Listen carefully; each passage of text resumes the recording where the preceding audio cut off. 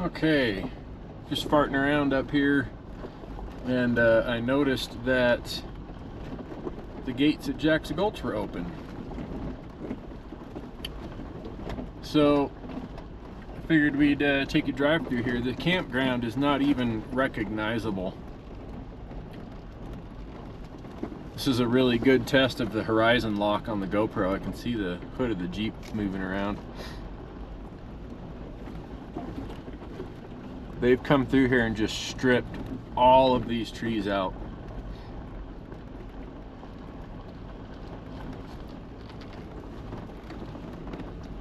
There was an entire forest right here.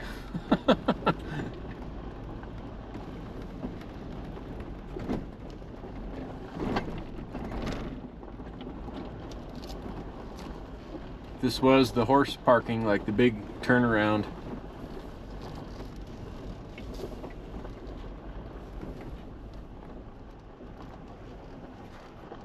And straight ahead is where the campground should have been. And it's just gone. I kind of wonder if they'll ever reopen this. We'll take a drive through here. All the loops are closed, so we can't go in any of the loops, but the pavilion that used to be off to the left that should have been visible right now burned to the ground. This entire place burned to the ground.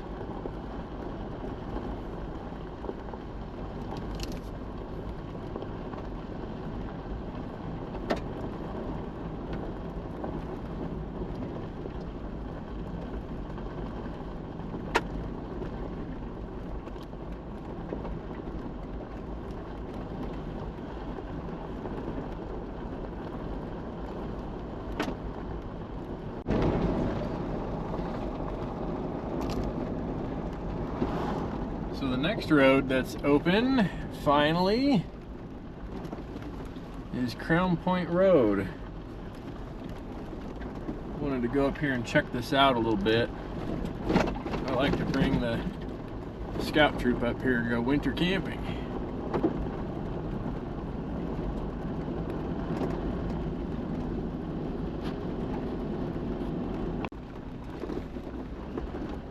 Alright, we got some open gates here. This is Salt Cabin Park. It's the loop of it. May as well go check it out. I haven't driven this one in quite a few years.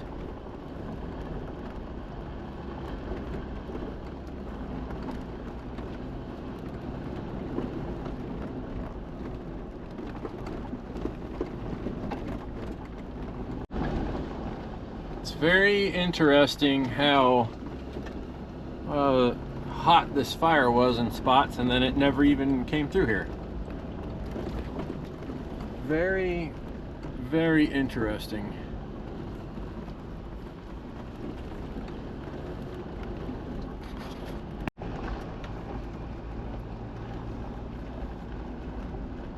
And now we're getting into where it burned a little bit, and we got some snow coming. My goal was to drive all the way up to Red Feather. I wanted to check out a trail up there that the gates open on, but I've spent so much time in the Pingree Park area this morning.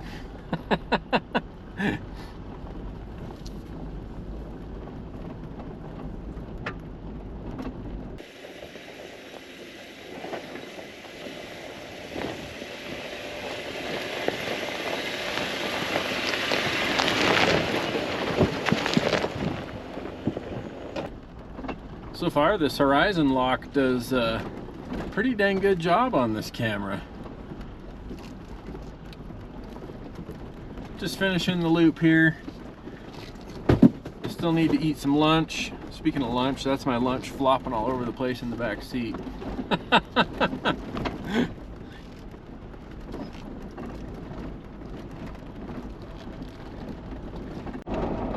Okay, the whole main reason why I was coming out to do some exploring today was to check out this this trail right here.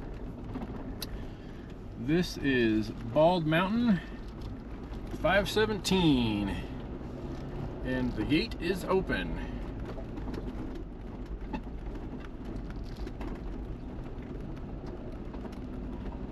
I confirmed with the Forest Service prior to coming up here today that the gate was open, so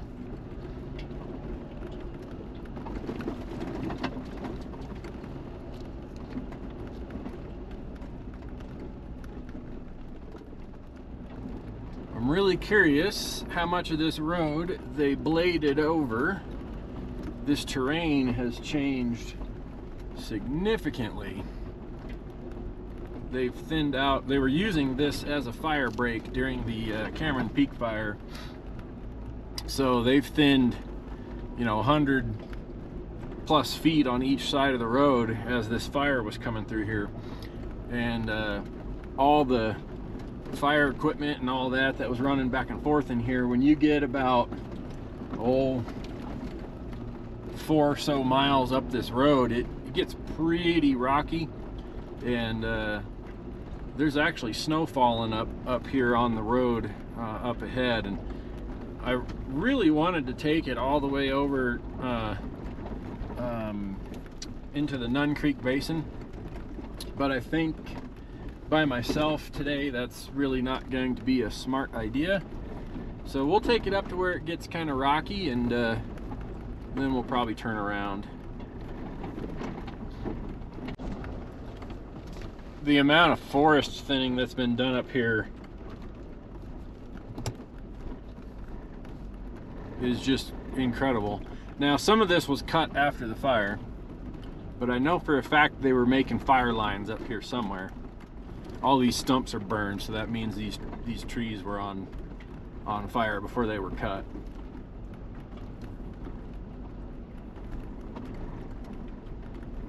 If I can find any of the actual fire lines, might jump out and grab the camera. I think there's, no, that's not one to my right. That's just an old ditch.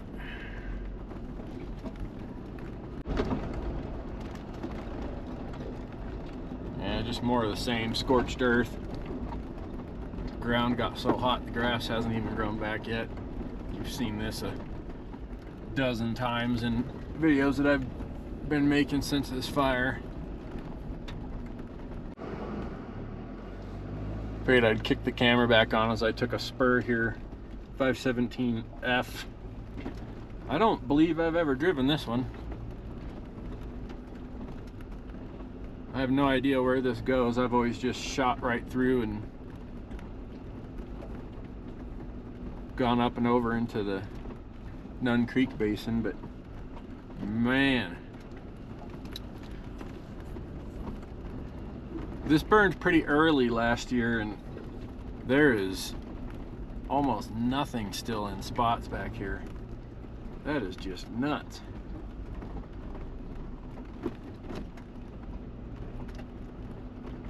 And then just like that, you drive into completely unburned trees. Good God. The burn pattern in this weird mosaic that's in here is just crazy.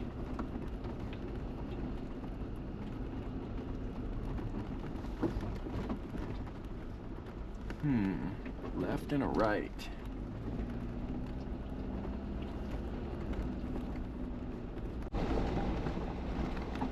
Yeah, it got hot back in here.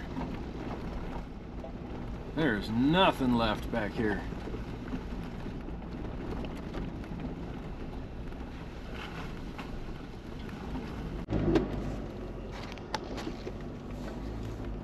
Well, whatever this road is and wherever it goes, I've never been on it before.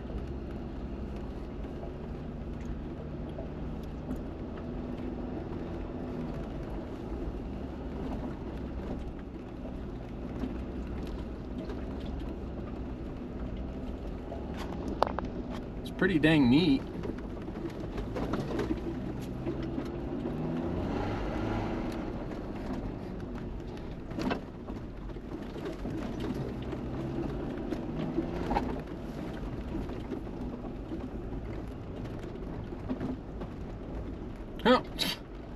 Oh, okay.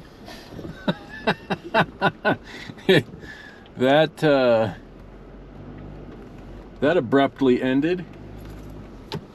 Huh. It doesn't even attempt to keep going. Well, that is mighty interesting. I'm gonna go back and see where that other spur goes.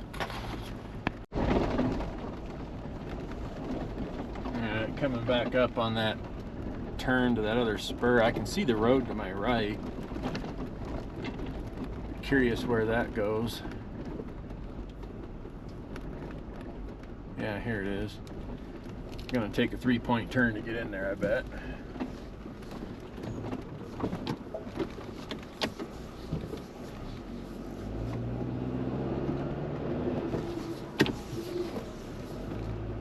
Alright. Another spur I've never been down. This one's a lot skinnier. This might not go very far either.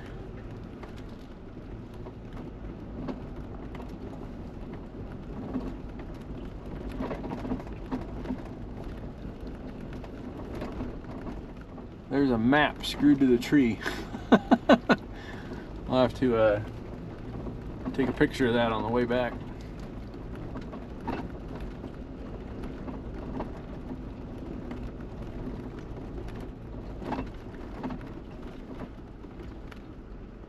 And another spur that goes left.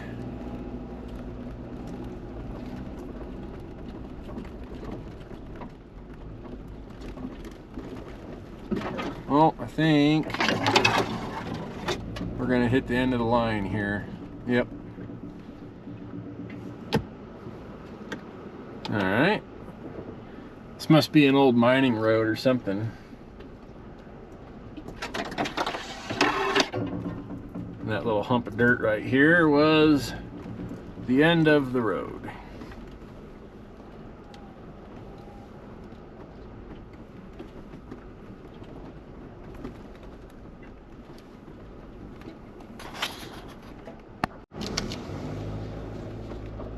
So here's the second left turn, and we probably won't go too terribly far down this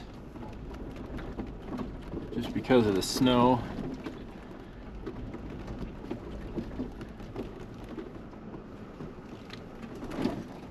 Oof.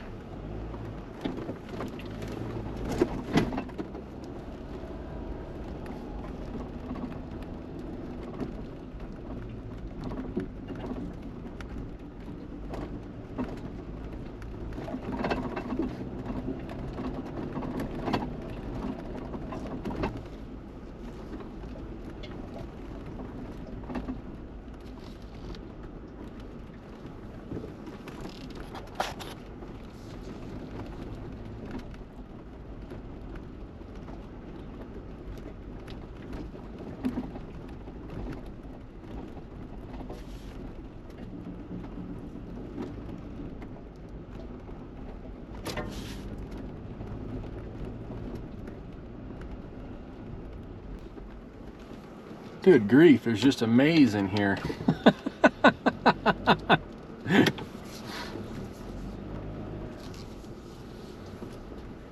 Yeah. The route goes this way.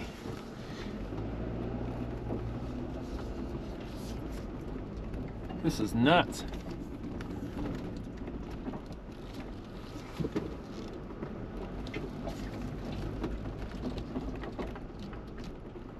No, I think it keeps going, but it's gonna get so damn skinny that I don't want to keep going. Yep, I just stopped to look at that little picture that's hanging on the tree, and this is a some kind of gold mine claim of some sorts. I think there's trees blocking that over there. Yeah, there is. So honestly, I'm not sure if that gate was supposed to be open, but it was open, and this is a numbered road, so There we go. I've never been back in here, but I've never tried to come back in here. Very interesting. Yeah, here we're coming back up on the gate again, and it just says don't block the gate. So yeah, I don't know. Here's some of the big honking equipment up in here doing the tree work. Man.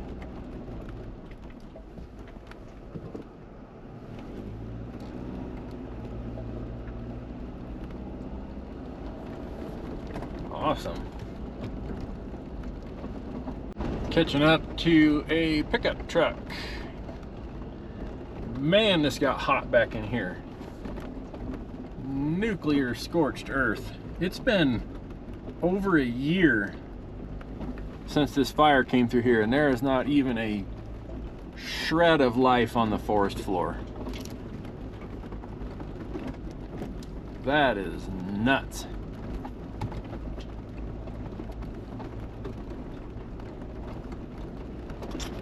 Here's one of the many fire lines, fire breaks that they made, and then they dozered it back off.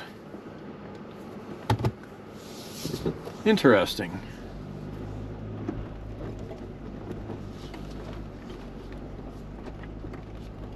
Very interesting. Just had an epiphany here. This road has been dozered. There did not used to be all these great big giant boulders stacked on either side, so I'm really hoping that they didn't completely ruin this road. The really fun technical part is coming up, and yeah, this road's been bladed. Ay, ay, ay. I wonder if they bladed it all the way up and over.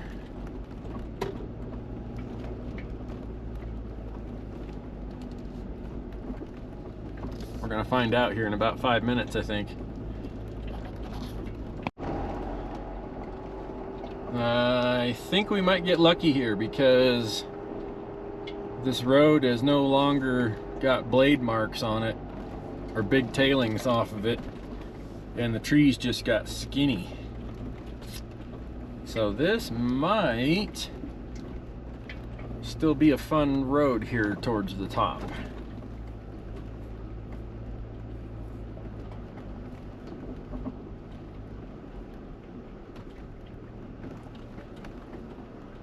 And this guy in front of me, who I don't know who it is slipping and sliding in the snow.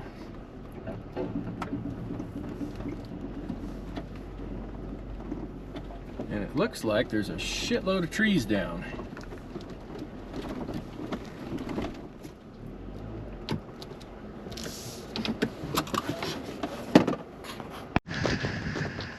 Okay, the official, unofficial end of 517. Yeah, just a few trees. Just a few trees down.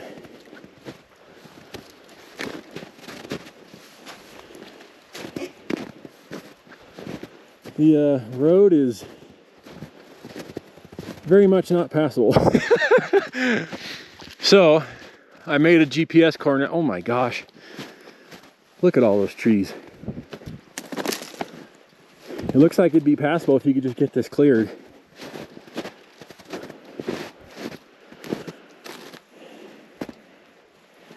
Yeah, there's a truck down there. Bring my phone? I did. I'm gonna take a picture. Yeah, there's a road there. Well, we're not driving up and over to Nunn Creek Basin today. Oh, goodness. Let's see if I can help these people get turned around if they're still struggling there. They keep sliding. There's a bunch of ice under the snow. All right, we got all turned around. I'm just holding the camera while I drive here, and that was a fun half of a day of exploring. I think I'm going to end the exploring here. I'm out of half a tank of gas. I could fill up in Red Feather, but it's like $5 a gallon, and I just don't want to do that. So I think I'm going to kill it here and make my way back to the house. Wanted to just come check out some of these roads that have just opened up, and some of our Boy Scout troop favorite camping spots over in the Pingree Park area. So that was where I was driving at the very beginning of the video, was some of the areas that we like to camp in the wintertime, because not a lot of people camp in the wintertime. That's an extremely popular area, so it's one of our favorites to go to off season. But yeah, if I wasn't on a half a tank of gas, I'd keep going, but I don't really want to spend $5 a gallon in Red Feather. I'd rather just go home. It's almost 2 o'clock. Actually, yeah, it is almost 2 o'clock. So see what college football games are on and drink a beer, I think. But I usually go four-wheeling Thanksgiving morning and then shoot over to the folks' house for Thanksgiving dinner. But I'm not gonna lie, with all this stuff kind of burned up and hardly open, I don't know that I'm gonna do that this year. So if I do, there'll be a video. If I don't, there won't. So thanks for riding along, and we'll catch you next time.